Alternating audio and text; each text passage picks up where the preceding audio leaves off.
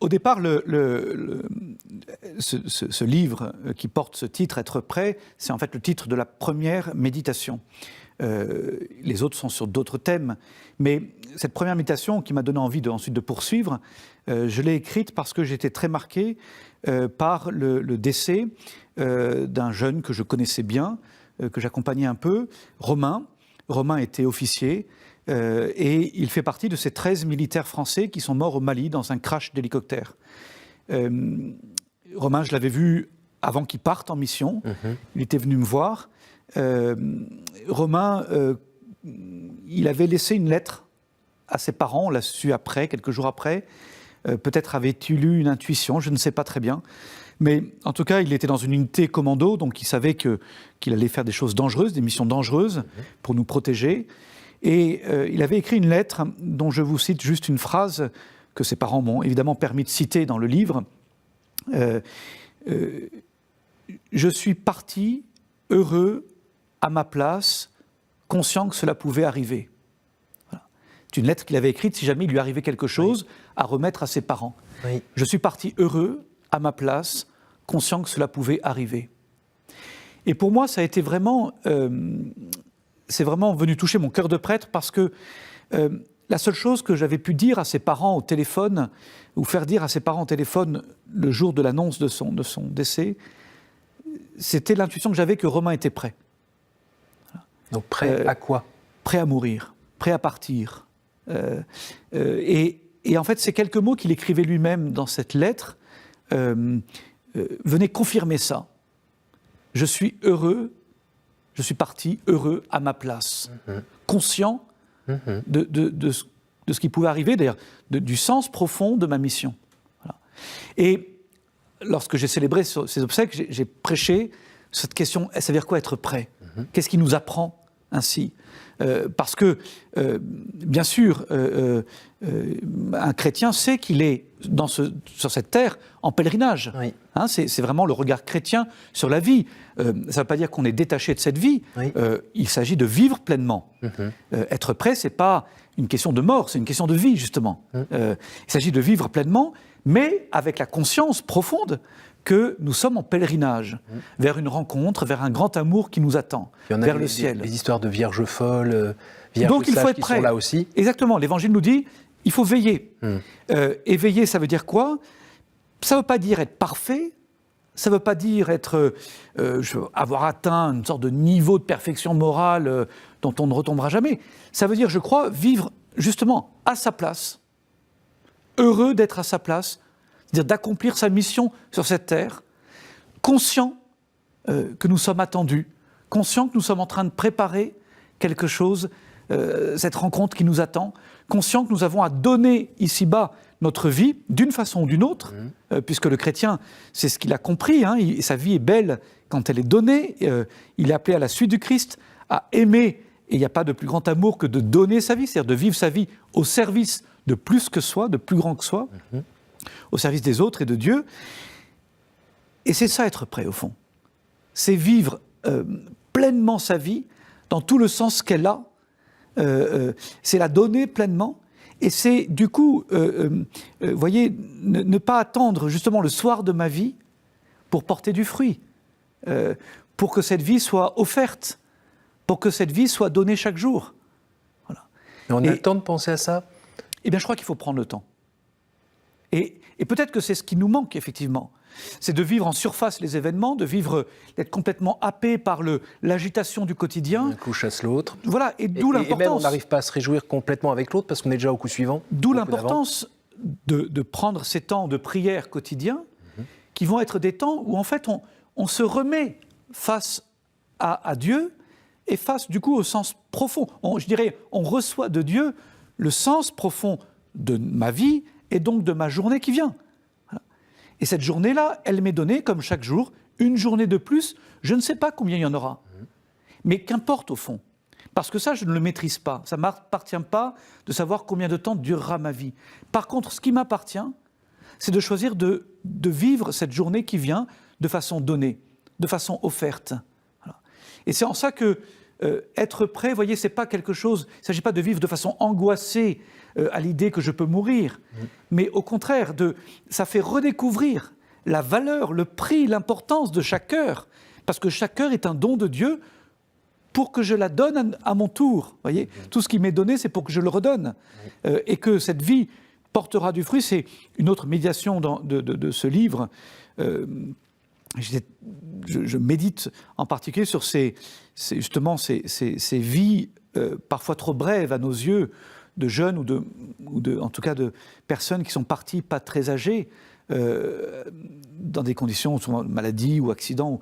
Et j'ai été marqué de voir que des vies parfois trop courtes à nos yeux, bien sûr, avaient en même temps été lumineuses, avaient une fécondité étonnante.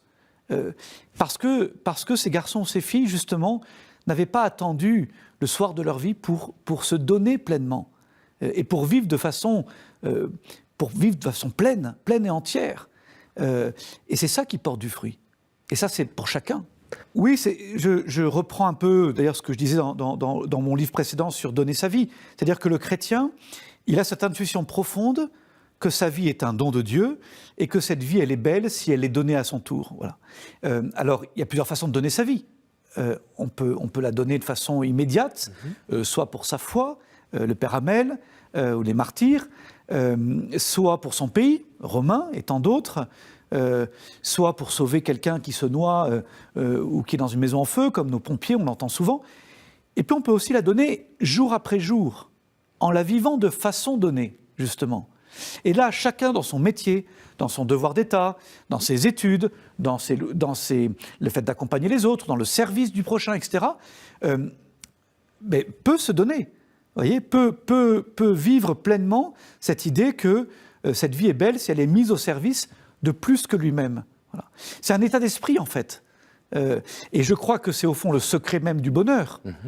C'est que je trouve ma joie à la mesure avec laquelle je me donne. Enfin, il y a un rapport entre la joie et la générosité, voyez. Et donc, plus je vais progresser dans la façon généreuse de vivre ma vie, plus je vais trouver, il me semble, la joie profonde, qui n'est pas forcément un plaisir ou une joie facile. Hein. Cette joie peut parfois être mêlée aux larmes, mais parce que j'accomplis profondément le sens de mon existence, ma mission de chrétien, d'homme et de femme, qui s'accomplit en se donnant. Alors c'est parfois, à la fois, ça peut être un combat, et en même temps c'est aussi quelque chose d'heureux, c'est que on n'a jamais terminé d'apprendre à se donner. Ça peut être un peu décourageant parce qu'on se dit mais on retombe, j'y suis pas encore, je peux progresser. Et en même temps c'est beau de se dire demain je peux encore mieux faire qu'aujourd'hui. Et donc il y a déjà un enjeu de fidélité au oui qu'on a prononcé, ce oui pour moi de l'ordination, ce oui du haut de mes 20 ans quand je rentre au séminaire ou quand je suis tout jeune séminariste et qu'il y a une sorte de fougue et de générosité initiale, mais qu'il faut ensuite, qui va évidemment mûrir et qui va, s'incarner dans le réel. C'est je le dis un peu dans ce livre, ce combat du quotidien, cette persévérance du quotidien, cette fidélité du quotidien, qui, je crois, touche le cœur de Dieu. Il ne s'agit pas, là encore une fois, d'être arrivé une fois pour toutes, mais d'avoir ce désir, jour après jour, de redire oui. On le dit parfois dans la joie, on le dit parfois dans les larmes, on le dit parfois par terre parce qu'on est tombé, on le dit parfois en se relevant et en pleine forme, mais l'important est être au chemin et être fidèle. Voilà. Et j'espère que, au fond, pour chacun d'entre nous, qu'au soir de notre vie, ça sera notre dernier mot. Encore ce oui, prononcé peut-être avec nos dernières forces, mais ce oui au bon Dieu, ce oui à la vie, ce oui à l'amour, ce oui à notre vocation, quelle qu'elle soit, mais à cet appel à se donner. D'abord, je suis pas sûr de toujours réussir à conserver mon calme. Je suis comme tous ceux qui nous écoutent ou nous regardent. Justement, je peux être parfois en colère, je peux être parfois inquiet. Donc, j'essaie d'abord de reconnaître tout ça, tout ce que je porte. Et il ne s'agit pas de nier ni de refouler tous ces sentiments parfois contradictoires qui peuvent nous assaillir, ni de culpabiliser, de ressentir ce qu'on ressent. La vraie question, c'est qu'est-ce qu'on en fait ensuite. Voilà. Et moi, j'essaye enfin, ce qui me parle en tout cas, ce que j'essaye, c'est justement de ne pas me laisser happer ou être complètement prisonnier de tous ces événements sur lesquels je n'ai pas de prise. Parce que, évidemment, ça nourrit d'autant plus une angoisse que je ne maîtrise pas tout ça. Et du coup, j'essaie de revenir à ce qui dépend de moi. Voilà. Et je crois... C'est le début du manuel d'Épictète, je crois. Peut-être, mais en tout cas, c'est ce que moi j'essaie de vivre. Ah, vous avez votre côté philosophe grec. De dire où est-ce que Dieu t'attend. Voilà. Dieu t'attend à ta place. Je reprends les mots de Romains. Hein. Je suis parti heureux à ma place. Il y a une sorte de sagesse et en même temps de fidélité, justement, à tenir sa place. Voilà. Je compare avec les soldats de 14-18. Je repense de temps en temps à cet exemple-là. Entre 1914, 15, 16, 17, la guerre semble ne pas finir. À quoi pense le brave soldat français dans l'enfer des tranchées de Verdun? Il n'a pas le plan d'ensemble. Non. Il ne maîtrise pas la stratégie qui est mise en œuvre. Il ne voit pas, jour après jour, le fruit de toutes ces morts autour de lui, de ses amis qui ont donné leur vie. On lui annonce qu'il va falloir repartir à l'assaut, etc. Vous voyez, il ne voit pas à quoi tout cela sert. Et j'admire justement nos anciens qui ont tenu bon, qui ont persévéré, qui ont été fidèles. Parce qu'il fallait que chacun, à sa place, tienne bon, garde le courage, garde l'espérance, garde la foi, et qu'on puisse compter sur lui, Eh bien, pour moi, ça me parle beaucoup. Dans les tempêtes de ce monde, il ne s'agit pas de rajouter à la tempête, mais d'essayer d'autant plus d'être à ma place. Et à ma place, de servir, de prier, de me donner, parce que ça, je sais que c'est jamais perdu. Et que le Seigneur se servira de cela. Parfois, j'ai l'impression que ça fait vraiment un peu 5 pains de poisson à peine, mais que le Seigneur saura s'en servir pour sauver ce monde. Voilà. Et le Seigneur, je crois, a vraiment besoin, dans le plan de Dieu, que chacun soit persuadé, même si sa vie peut parfois lui sembler toute petite par rapport aux grands enjeux de ce monde, que chacun soit persuadé que c'est précieux, infiniment précieux et fécond, qu'il tienne sa place, que là où il est, là où le Seigneur l'a mis, il puisse porter du fruit, servir, aimer et prier, et le Seigneur fera le reste.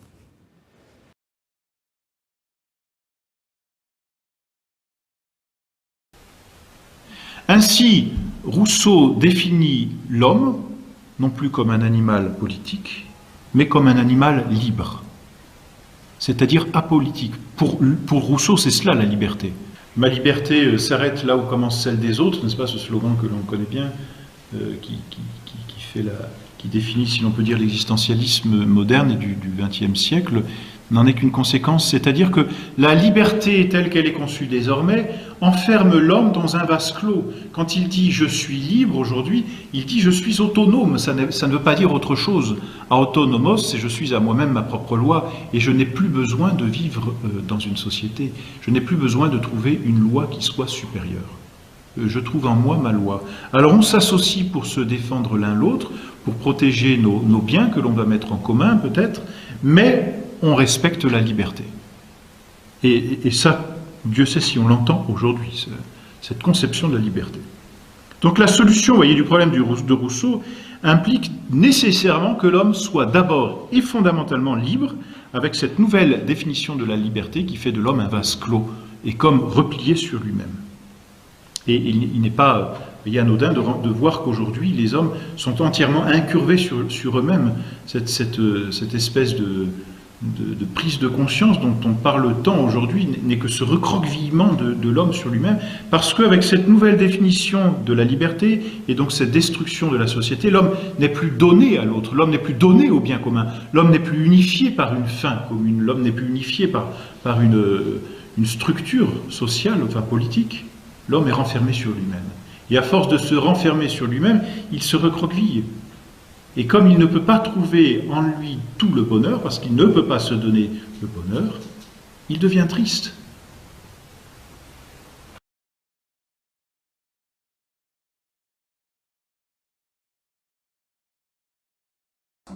Il y a un fort individualisme dans la société contemporaine. Il y a une course à la performance, il y a une injonction d'être utile et d'être performant. Donc celui qui tombe et qui n'arrive pas à ça, il se retrouve très vite rejeté sur le bord de la route. Une des caractéristiques des entrepreneurs, c'est qu'il faut y croire et y croire. En 4 ans de travail vraiment acharné, on a fait 33 millions de visiteurs uniques dans 9 pays et qu'on a vendu à 480 millions d'euros à Yahoo. L'objectif pour lequel je me suis battu et qui m'a motivé, il sert à rien le jour de ma mort, quoi. Je suis avec Jean-Marc Potvin, ancien business angel, CTO de Quelcoo, l'une des success stories de l'e-commerce en Europe. Quelcoo est racheté 480 millions d'euros par Yahoo. Jean-Marc devient ensuite le vice-président de Yahoo Europe. Seulement, il ne s'attend pas à vivre une expérience qui va bouleverser sa vie. Est-ce que tu peux raconter ce qui s'est passé pour toi? C'est pas le seul événement, mais ça m'intéresse que tu le racontes en tout cas. Ça a marqué quand je l'ai lu. Ce qui s'est passé pour toi donc en 2005. Ça fait un certain temps déjà maintenant, j'en ai conscience, mais moi ça m'intéresse d'avoir cette anecdote de ta vie, enfin ce passage de ta vie. Bon, en fait, on venait de vendre Quelcoo à Yahoo pour une somme d'argent colossale, donc on avait chacun gagné un peu d'argent au passage, quoi, beaucoup même. Moi j'étais devenu VP de Yahoo Europe en charge de l'engineering de Yahoo, ce qui est juste un job passionnant pour quelqu'un qui est ingénieur et qui aime l'innovation. Et pour fêter ça, avec l'équipe de Quelcoo, on monte au Kilimandjaro, qui est donc un sommet qui fait un peu moins de 6000 mètres en Afrique, entre la Tanzanie et le Kenya. Et donc avec l'équipe des fondateurs quelque part, voilà, c'était un pari, ouais, on était un peu plus que 7 parce qu'il y avait des gens les premières équipes, on va dire. On était une dizaine. Donc l'ascension dure plusieurs jours, on prend la Whiskey Road qui est une des routes un peu longues pour monter au Kili. Et une des nuits où on dort à 4000 mètres, je fais un œdème pulmonaire d'altitude.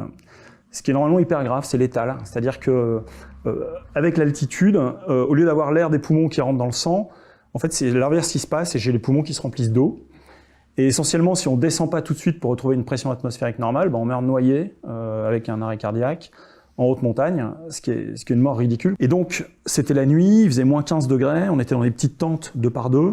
Mon voisin, qui était à l'époque le patron de Quelcoo en Hollande, je le réveille, je lui dis « je suis en train de faire un œdème pulmonaire ». Tu comprends ce qui se passe? Ouais, je comprends, parce qu'on avait été formés par les guides au départ. Et les guides nous avaient dit « attention, ça c'est grave, parce qu'en général, vous en rendez pas compte ». Et vous voulez monter, et nous les guides on est formés, et on vous empêche de monter, on vous dit vous faites un œdème, il faut descendre. Et en fait, quelque part il faut écouter le guide et faire ce qu'il nous demande. Donc je pouvais pas m'allonger, dès que je m'allongeais je toussais, je pouvais plus respirer, donc j'étais obligé de rester assis dans cette tente. Et tu vis quoi comme sensation, c'est comment en fait? En fait à 4000 mètres d'altitude, on a tous un peu du mal à respirer. T'as du mal à trouver de l'air quoi. Voilà, donc il y a moins d'air disponible déjà à l'extérieur, et en plus moi j'ai une partie des poumons qui est pleine d'eau, donc j'ai du mal à respirer. Et si je m'allonge, cette eau elle remonte, elle m'étouffe en fait, donc je suis obligé de rester vertical, de rester dans la position assise, ce qui dans une tente par moins 15 degrés la nuit est assez inconfortable. Du coup je pouvais pas dormir. Je pense que c'est gentil comme mot, c'est inconfortable. Et du coup Ono va réveiller le guide dit mais moi je peux rien faire, il n'y a pas de chemin pour descendre ici, il faut remarcher 3 heures en arrière dans la nuit, donc on se revoit peut-être demain, quoi. Et du coup, je me retrouve à méditer toute une nuit blanche sur ma mort, en disant, bah tiens, je vais mourir maintenant, je peux pas appeler ma femme, mes enfants pour leur dire que je les aime, qu'est-ce que j'ai fait de ma vie? On vient d'avoir cette réussite, gagner de l'argent, quelque part, on est arrivé là où on voulait arriver, et je suis en train de me dire, mais c'est trop con, je vais mourir là. Et ce que tu ressens, c'est quoi à ce moment-là? C'est quelle émotion que tu ressens à ce moment-là? Un immense gâchis. Le sentiment de la frustration. C'est même pas la frustration, c'est de dire, en fait, tout ça est inutile. Donc, en gros, l'objectif pour lequel je me suis battu et qui m'a motivé, il sert à rien le jour de ma mort, quoi. Et qu'est-ce que j'ai fait de ma vie? Donc, en fait, c'est un exercice super salutaire de réfléchir sur sa mort. En fait, on devrait tous le faire 15 minutes par jour, de dire, ok, je vais mourir ce soir, comment j'oriente ma journée? D'accord, ça met en perspective les choses. Voilà. Donc, tu passes la nuit à méditer. Ouais. Et quelle prise de conscience t'as pendant la nuit? J'ai vraiment cette prise de conscience-là de dire je vais mourir maintenant et ça n'a pas de sens, c'est inutile. Donc je dois faire autre chose? Le sentiment de ma vie non accompli. Pourtant, je suis marié, j'ai des enfants, ça allait plutôt bien, mon business était un vrai succès, je vais gagner de l'argent. Et donc un vrai questionnement sur mais ça veut dire quoi du coup une vie pleine? Moi j'aimerais bien le jour de ma mort pouvoir dire bah tiens je suis content de mourir, je suis en paix Et j'ai vraiment été en plénitude de ce que j'avais envie de faire, de ce que j'ai réalisé ou de qui je suis. Donc ça pose des questions aussi sur l'être, c'est-à-dire qu'on est très souvent plongé dans l'avoir, la course à l'argent, on est très souvent plongé dans le paraître, l'ego, le qu'est-ce qu'on va dire de moi, on va très souvent être plongé dans l'activisme, dans le faire, et en fait on oublie l'être, le verbe être, c'est-à-dire qui on est. Et cette méditation-là, elle m'a fait prendre conscience de ça, vraiment très radicalement, de dire il y a un truc qu'il faut que je règle dans ma vie, quoi. Et donc du coup, le lendemain, vous avez réussi à redescendre. Comment ça s'est soldé ce moment-là? En fait, c'est pire que ça, c'est-à-dire que le lendemain, je vais voir le guide, donc j'étais toujours vivant. Moi, dans ma tête, je me dis, ça doit pas être un œdème pulmonaire, j'ai dû psychoter pendant la nuit, donc j'ai rien. Et là, le guide me dit, tu veux continuer? Je dis, bah oui. Donc je suis monté à 6000 avec les autres, sauf que j'avais vraiment un œdème, j'avais vraiment de l'eau dans les poumons. Donc le retour après, ça a été retour hôpital, quoi. Parce que là, pour le coup, l'œdème, j'ai beaucoup de chance, en fait, je suis plutôt un miraculé. D'accord. C'est-à-dire que monter de 4000 à 6000, parce que c'est la nuit suivante, on a fait la montée, avec de l'eau dans les poumons, normalement le cœur lâche, quoi. Donc voilà, une bonne nouvelle, c'est que j'ai un cœur solide et que je suis un peu miraculé. Mais ça m'a valu 3 semaines d'hôpital en retour. Et après ces 3 semaines d'hôpital, qu'est-ce qui fait que... Parce qu'il y a plein de personnes qui peuvent avoir eu des prises de conscience dans leur vie, mais ils les ont un jour, et puis reprennent leur quotidien, et puis on oublie la prise de conscience. Qu'est-ce qui s'est passé après? Ouais, moi ça a déclenché une crise de milieu de vie, donc un vrai questionnement, j'avais 40 ans ou quelque chose comme ça. Et du coup, 6 mois après, je démissionnais. Donc je partais de ce job en disant je veux comprendre le sens de ma vie. Je veux comprendre comment je vais orienter mon action, qu'est-ce que je vais faire de mes journées. Et t'as peur quand tu démissionnes ou pas? Non, j'ai pas peur parce que non. En plus, je me suis dit, je vais prendre un peu de bon temps, j'ai gagné de l'argent, pourquoi est-ce que je continue à courir? Et en fait, ça a pas suffi de démissionner. Moi, je pensais qu'en calmant un peu l'activisme, j'allais me retrouver en paix.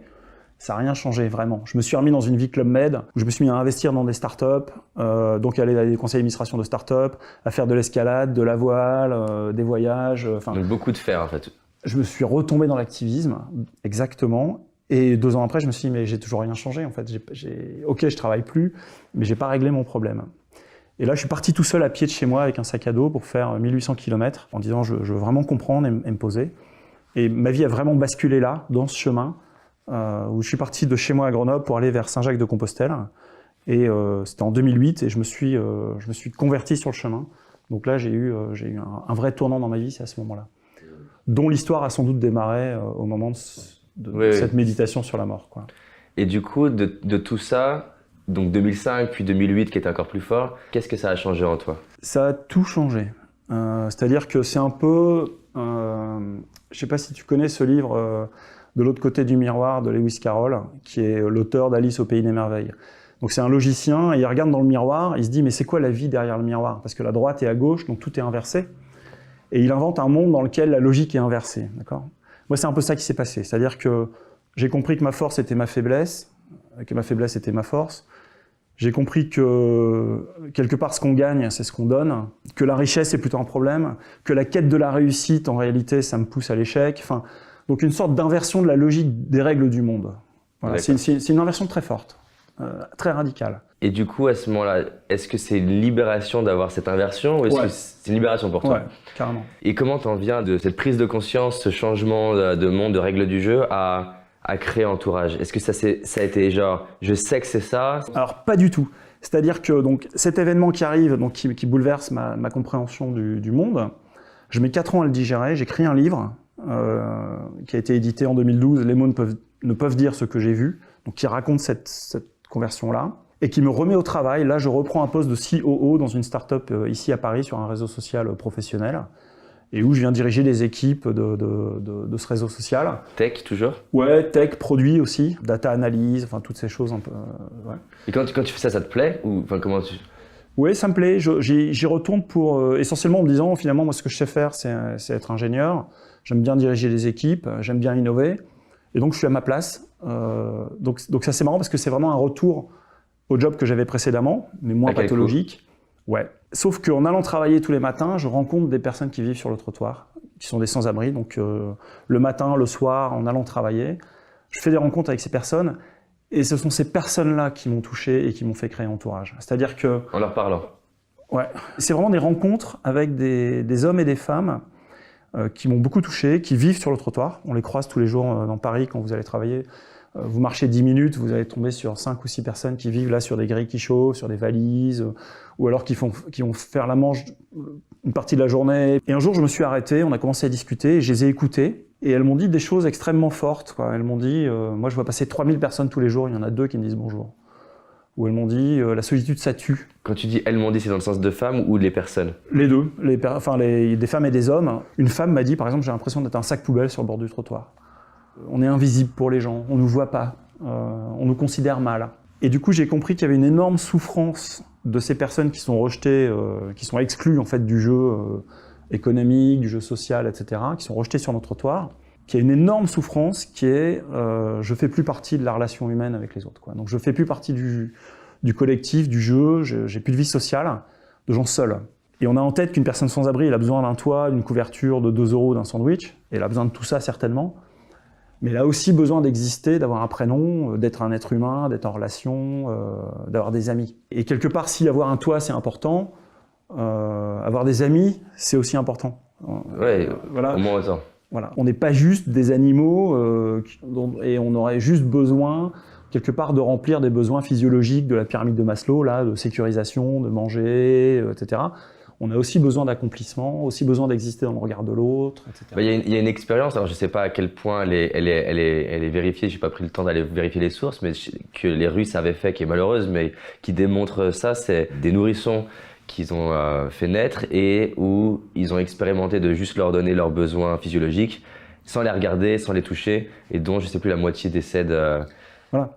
L'être humain a besoin d'amour.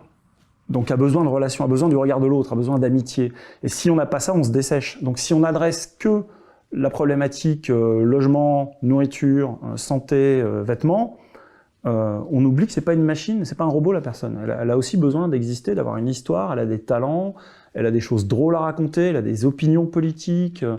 Et comment je prends en compte le fait que cette personne existe et existe dans sa relation avec l'autre. L'homme est aussi un animal social, d'accord ? Et du coup, l'idée d'entourage, c'est vraiment ça, c'est de dire ce problème-là de l'isolement relationnel des personnes de la rue, on peut le régler si on s'y met tous. C'est-à-dire que si toi et moi et tous les gens ici et vous qui nous écoutez, et si tout le monde change son comportement vis-à-vis des personnes sans abri, on règle ce problème de la solitude. On les sort pas forcément de la rue, mais on les fait s'épanouir d'une certaine manière. On va au moins les réinclure dans un regard humain collectif. Et le but d'Entourage, qui est donc une association, hein, c'est d'accompagner ce mouvement-là de citoyens en disant chacun a un rôle et une responsabilité et chacun est un élément de cette solution. Si on s'y met tous, on va vraiment permettre à ces personnes de se sentir inclus, aimés, réconciliés avec le monde. Tu sais, c'est vraiment intéressant. Au Portugal, ils avaient des grosses problématiques de drogue.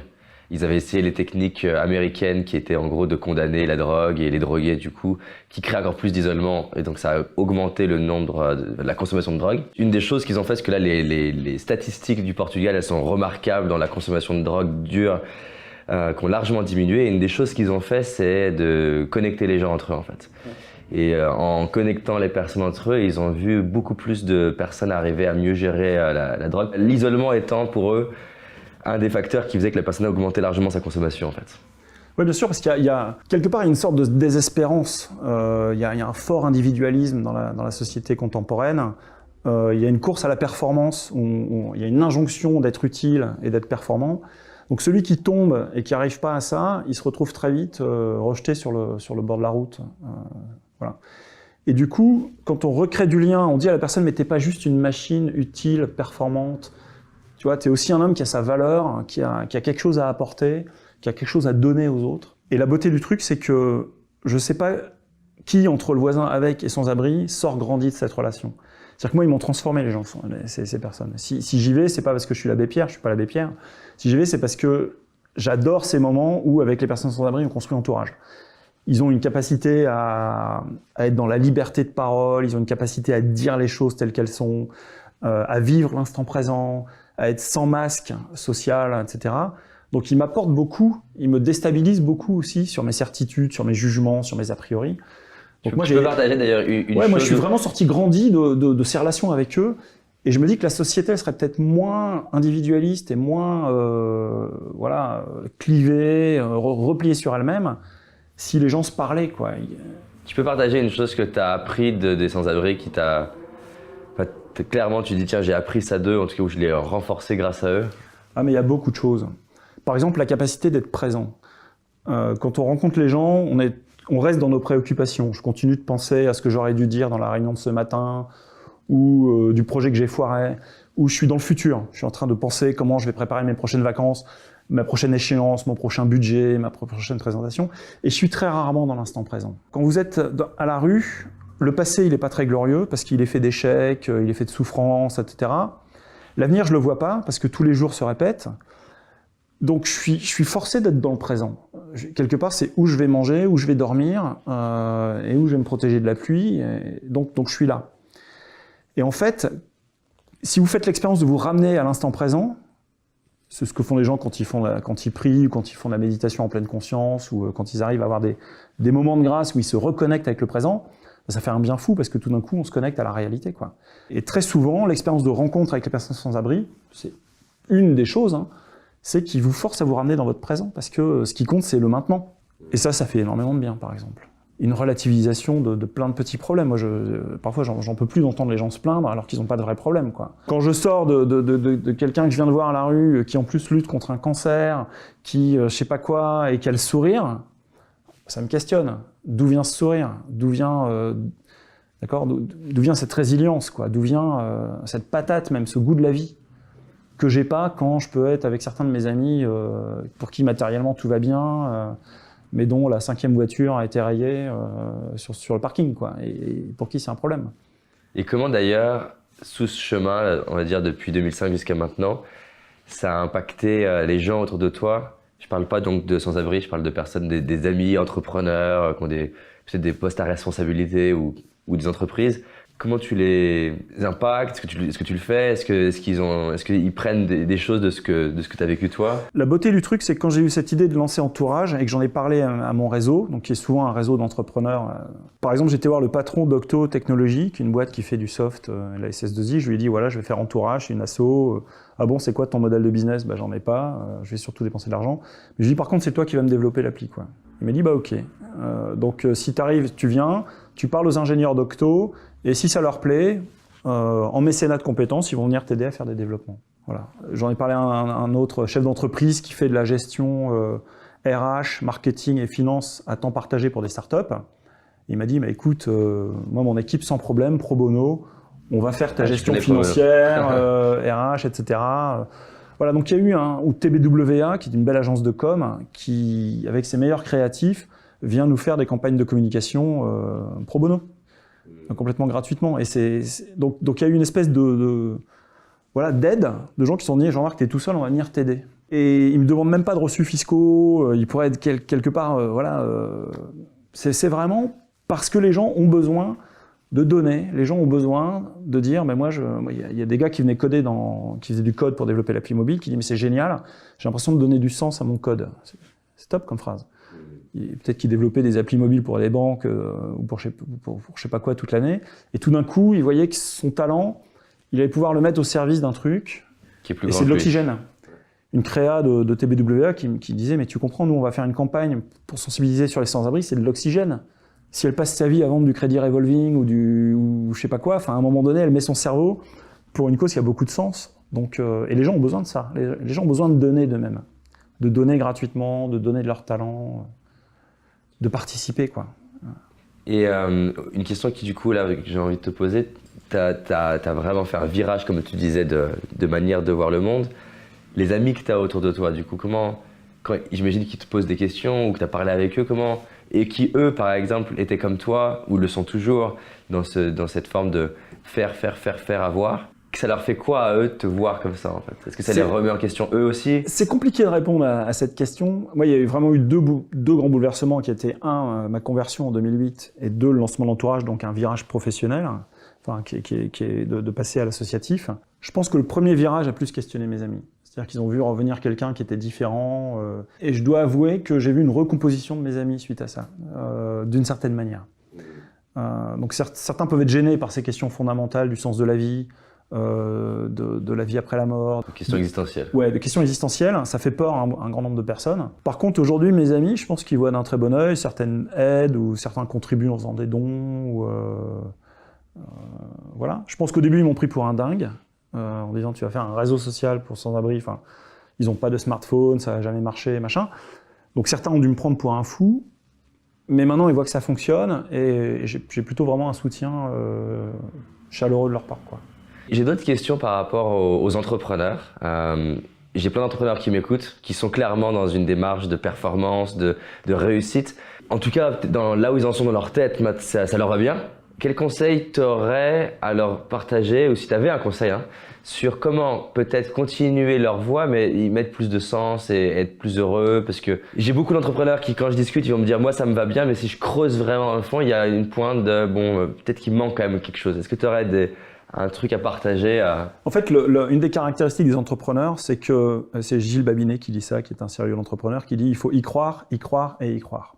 Donc ce sont des gens qui sont hyper à fond, ils sont seuls contre tous, parce qu'il faut convaincre les investisseurs, des clients, des fournisseurs, les banques, recruter, les équipes, les machins, etc. Donc ces personnalités qui ont une sacrée charpente pour pouvoir faire ça. Le problème, c'est que très souvent, ils identifient leur projet entrepreneurial et la réussite de ce projet avec leur vie, et avec une réussite de leur vie. Donc en fait, si le projet réussit, alors si le projet échoue, c'est pas un problème, c'est pas très grave, on reprend autre chose, mais si le projet réussit, se pose la question de dire « ouais, mais j'ai réussi mon projet, mais est-ce que j'ai réussi ma vie, quelque part? Est-ce que si je meurs aujourd'hui, je suis satisfait de ce que j'ai fait ?» Et cette identification-là, elle n'est pas très saine, parce qu'il y a plein d'autres composantes dans la vie. Au-delà de sa famille, il peut y avoir et de la relation sociale, il y a une composante de vie intérieure, de qui je suis vraiment. Et du coup, ouais, le conseil, c'est quand même d'avoir ce détachement suffisant, de ne pas négliger la quête de sens profonde, donc de ne pas négliger le travail de vie intérieure, le travail spirituel. Je veux dire, l'être humain, c'est pas qu'un animal. Il a aussi, on a dit qu'il était un animal social, mais c'est aussi un animal qui a soif de transcendance, donc qui a une spiritualité. Si on tue ça, on peut pas être satisfait. Quelque part, on ampute l'homme d'une partie de lui-même.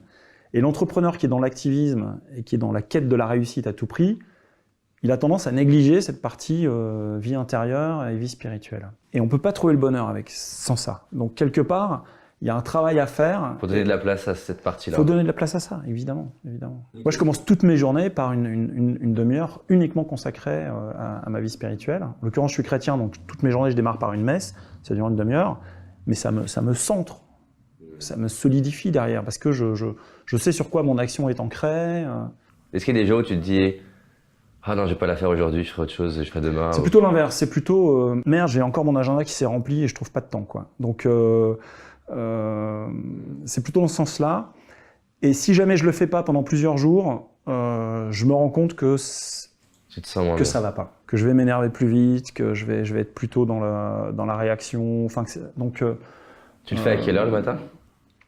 Là, ce matin, c'était à 7h30, mais ça dépend où je suis. Et encore une fois, je ne veux pas faire de prosélytisme, donc que chacun se mette en chemin déjà de sa spiritualité et de ses questions existentielles. Il ne faut pas abandonner cette quête. Et quand il le trouve, de cultiver ça.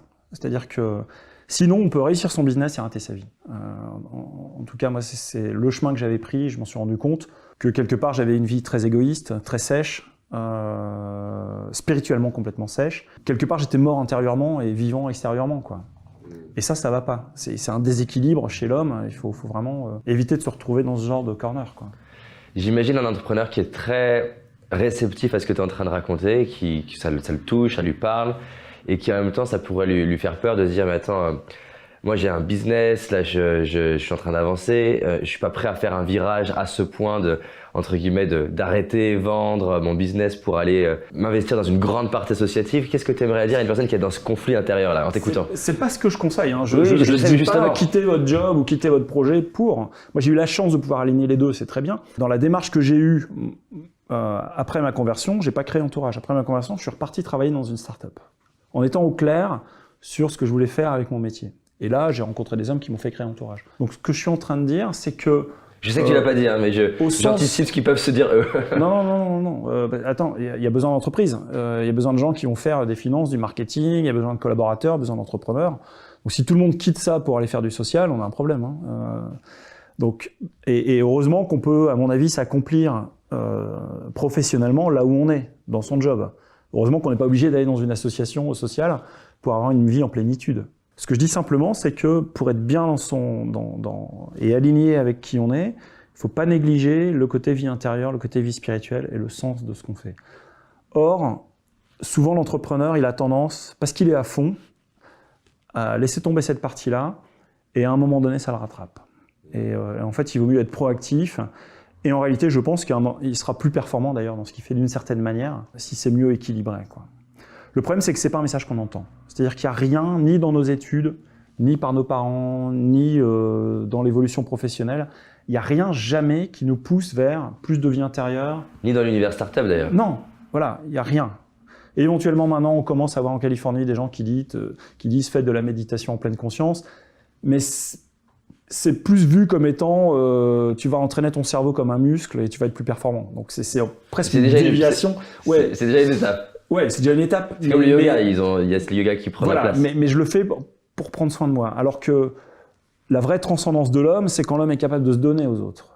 C'est pas quand il s'améliore lui-même pour lui-même. Donc c'est le contraire de l'égoïsme, quelque part. Ce qui rend heureux, vraiment, c'est de donner. C'est de se donner. Et cette vie intérieure, à un moment donné, elle aboutit à cette compréhension que je suis là pour les autres. Je suis là pour être mangé par les autres, quoi. Je suis là pour être disponible aux autres. Je suis là pour aider. Trouver du temps et de l'énergie pour faire ça, il n'y a rien qui nous y incite. Et ça ne rend pas heureux, si on ne le fait pas. Donc faut vraiment trouver le moyen, le ressort intérieur, pour, quelque part, se forcer à cette quête un peu plus profonde.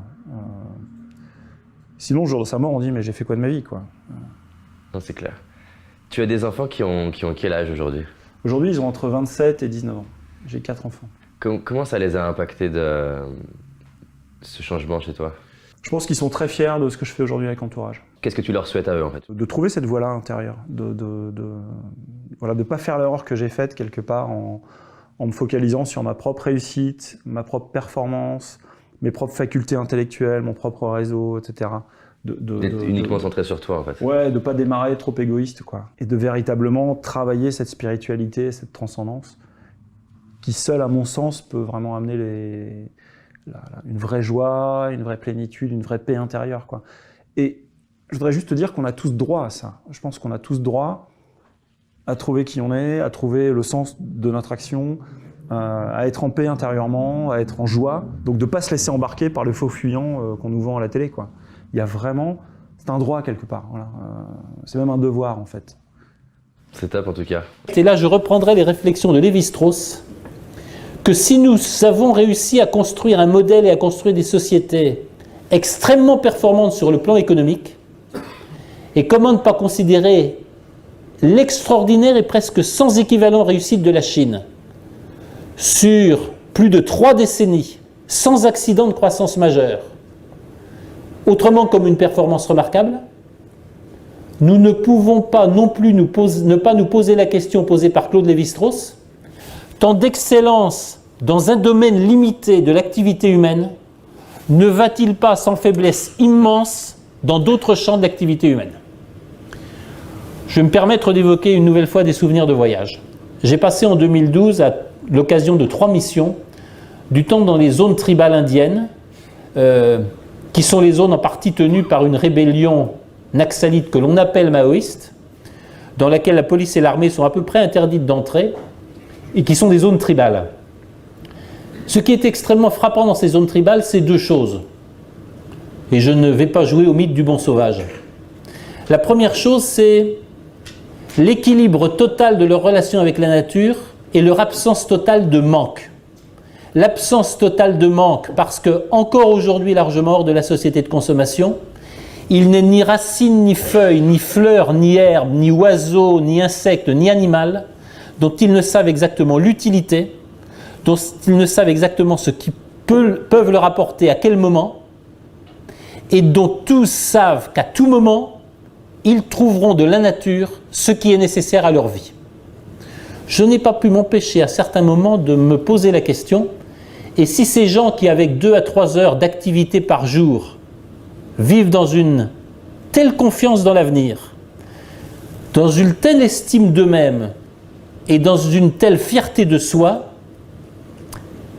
Est-ce que ceux que je côtoie à peu près tous les jours à la Défense ont le même respect d'eux-mêmes, la même satisfaction et la même confiance dans l'avenir? C'est une réflexion sur laquelle je vous laisserai. La deuxième chose, elle est plus amusante, je l'évoquerai en termes mesurés. Ce sont des sociétés bien étudiées par l'ethnologue Elwyn Verrier, qui était un pasteur protestant britannique, qui a tellement apprécié ces sociétés qu'il s'y est marié et qu'il y est resté. Parce que ce sont tout simplement des sociétés qui, plutôt que de travailler sur la consommation de biens matériels, ont travaillé sur la consommation, l'utilisation et les multiples développements que l'on peut faire à partir du corps humain dès la plus jeune adolescence, et qui ont à cet égard atteint ce que certains n'hésitent pas à qualifier de nirvana humain. Je vous laisse sur ces réflexions.